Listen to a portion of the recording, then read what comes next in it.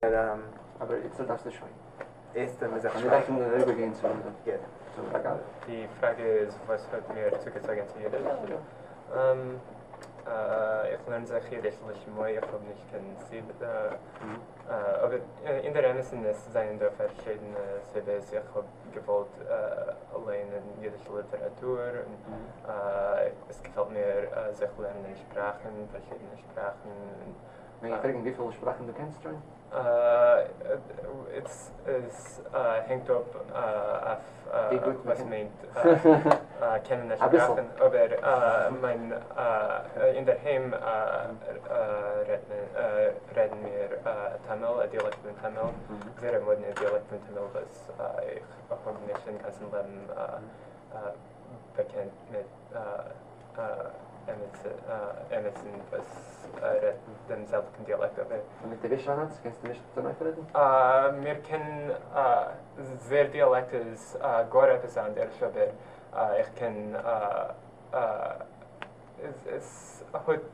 es hat Scheiches mit mein Dialekt, aber wir können nicht verstehen einer dem Zweiten.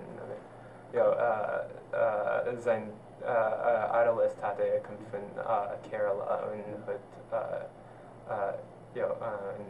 meine Mischproche stammt von Karnataka, leben in Bangalore. So, Das ist in Zoffen.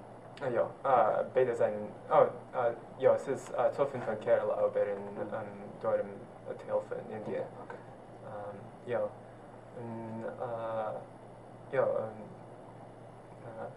Is het jiddische stamje Literatur?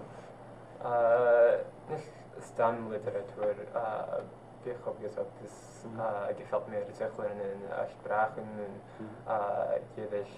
Und ist seinen da noch sie, dass Jiddisch hat ein interessant Kehle, interessant verinteressierte Menschen und Journalen also weiter. Unternehmungen wie Jiddisch Wach. Was hat gewesen die erste Sache, was hat dich gebracht, was hat dich gemacht, war interessiert in Jiddisch? Oder ist es ständig gewesen, etwas in dein Unterbewusstsein, als du hast?